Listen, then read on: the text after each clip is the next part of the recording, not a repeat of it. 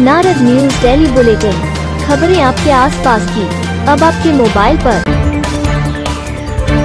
बाल विकास विभाग के रवैये से नाराज स्वयं सहायता समूह से जुड़ी श्यामा चौहान, कमलेश, दीपा देवी ने तहसील परिसर में अनिश्चितकालीन भूख हड़ताल शुरू कर दी। भूख हड़ताल पर बैठी महिलाओं ने आरोप लगाया कि बाल विकास विभाग ने बिना पूर्व सूचना के और बिना शासनादेश के कुछ स्वयं सहायता समूह से 2 माह पहले टेक होम राशन वितरण छीन लिया है। साथ ही ढकरानी क्षेत्र में आंगनबाड़ियों में दूसरे स्वयं सहायता समूह से जबरन टेक होम राशन दिया जा रहा है और इसके साथ ही माता समितियों पर भी चिन्हित स्वयं सहायता समूह से ही टेक होम राशन लेने के लिए दबाव बनाया जा रहा है। जबकि हाई कोर्ट ने आदेश में कहा है कि किसी भी माता समिति पर समूह विशेष पर THR खरीदने के लिए दबाव नहीं बनाया जा सकता, लेकिन विभाग अपने चहेते समूहों को फायदा पहुंचा रहा है। उन्होंने कहा कि उनकी मांगे माने जाने पर ही भूख हड़ताल समाप्त की जाएगी। इस दौरान रविता, बबली, सुजाता, पूजा, रेशमा, निर्मला, संगीता, सरोज भी तहसील परिसर में मौजूद रही। हमारे समूह का नाम महिला जागृति स्वयं सहायता समूह है। 2015 से हमारे समूह को कार्य दिया गया था। सारे उत्तराखंड में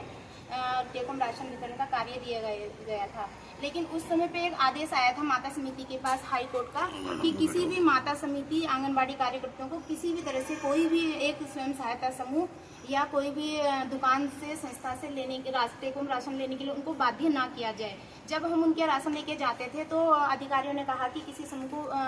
माता समिति को आप बाधित नहीं कर सकते, तो हम लोग अपना राशन लेके आ जाते थे। तो इसी तरह से पूर्व में जो एक ढकरानी में आंगनबाड़ी फर्स्ट थे, तो उन्होंने हाई कोर्ट का जो आदेश है उसी आदेश के अनुसार टेक होम राशन महिला जागृति समूह से नहीं लिया। हमारा राशन खराब हो गया, सड़ गया, लेकिन अधिकारियों ने कहा कि उनको बाधित नहीं कर सकते। अब हमारा सवाल सबसे पहले तो ये हम सरकार से पूछना चाहते हैं कि उन्होंने जो पर्ची प्रक्रिया की, किस शासनादेश की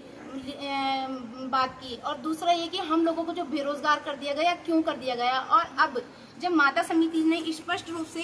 लिख के दिया हुआ है, CDO ऑफिस में लिख के दिया हुआ है, बाल विकास में लिख के दिया हुआ है कि माता समिति को किसी भी एक स्वयं सहायता समूह से टेक होम राशन वितरण करने के लिए बाधित न किया जाए, तो आज क्यों उनको बाध्य किया जा रहा है। हाँ, मैं ये ढकरानी जो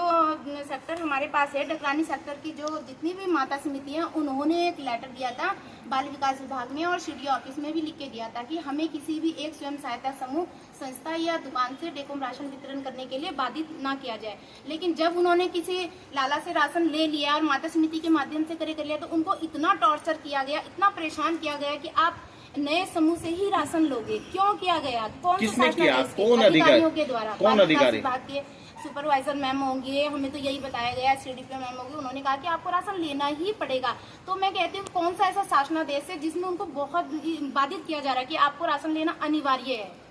तो आप क्या भूख हड़ताल पे बैठे रहेंगे जब तक हमें जो लेटर हमने दिया है, हमने देखो उप जिला अधिकारी जी को भी दिया है, माननीय मुख्यमंत्री जी को भी लेटर दिया है, CDO ऑफिस में लेटर दिया है। जब तक हमें ये नहीं कहा जाता कि माता समिति एक ही समूह से राशन लेगी और आप इसके लिए धरने में नहीं बैठ सकते और आप बेरोजगार ही रहोगे, आपका ये हक अधिकार नहीं है, हमें ये लिखित में दे दिया जाए तो हम यहाँ से उठ जाएंगे, तब तक हम भूख हड़ताल पर बैठेंगे। जनसंघर्ष मोर्चा के अध्यक्ष रघुनाथ सिंह नेगी ने पत्रकार वार्ता करते हुए आरोप लगाया कि एक अफसर के करीबियों ने भूमाफियाओं के साथ मिलकर जमीनों को कब्जाने का फर्जीवाड़ा किया है, जो जनता के सामने आ चुका है। उन्होंने कहा कि ऐसे अधिकारी को बाहर का रास्ता दिखाकर इनकी तमाम संपत्तियों एवं माफियाओं से संबंधों की जाँच करानी चाहिए। दरअसल पूरे उत्तराखंड और उत्तर प्रदेश में एक मामला बहुत दिनों से चर्चित है। IAS और सचिव माननीय मुख्यमंत्री, जो कि मुख्यमंत्री की टीम के सदस्य हैं, श्री मीनाक्षी सुंदरम जी, इनके ससुर ने और इनके द्वारा जब ये हरिद्वार में DM थे तो इन्होंने भू माफियाओं के साथ मिलकर के, कोई गैंगस्टर भू माफिया तोमर, उसके साथ मिलकर के कई दिनों से ये काम कर रहे हैं और इन्होंने करोड़ों रुपए की ज़मीन को कब्जाने का काम किया। इनके खिलाफ, जो इनके ससुर हैं, इनके खिलाफ दादरी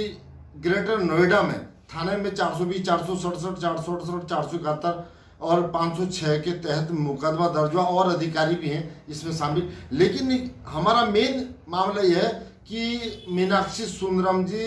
मुख्यमंत्री जी की टीम के आदमी हैं, मुख्यमंत्री के सचिव हैं ये। तो ऐसे में मुख्यमंत्री जी जो लगातार एक भ्रष्टाचार रोधी ऐप बना करके और सुशासन की बात जो करते हैं, तो ये एक तरह से बेईमानी है कि पूरे प्रदेश के अंदर, पूरे उत्तराखंड, पूरे उत्तर प्रदेश में पूरा का पूरा ये मामला बहुत ज़्यादा चर्चित है, लेकिन अब तक माननीय मुख्यमंत्री जी ने इसमें संज्ञान नहीं लिया। इनको निकाल बाहर करना चाहिए ऐसे भ्रष्ट अधिकारी को, जिन्होंने अपने शासन काल में हरिद्वार में जब रहे, हमारा जनसंघर्ष मोर्चा का इसमें ये कहना है कि जब ये हरिद्वार में डीएम थे तो इनकी जो तमाम जो इन्होंने जमीनें कब्जाई हैं अपने रिश्तेदारों के, अपने करीबियों के, अपने जो इनके परिजन हैं उनके नाम से जितनी भी जमीनें कब्जाई गई हैं, जिनको अनुचित लाभ पहुंचाया गया, इनके द्वारा डीएम रहते हुए जो जो निर्णय आदेश हुए हैं, उनकी तमाम जांच होनी चाहिए। और इनकी जो संपत्तियां हैं,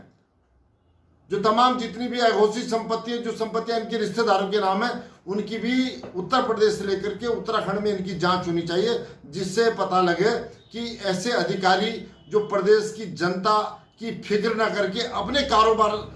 बनाने में लगे हुए, और मामला कोई छोटा मोटा नहीं है। ये ग्रेटर नोएडा में जो इनके ससुर के खिलाफ मुकदमा दर्ज हुआ है, वो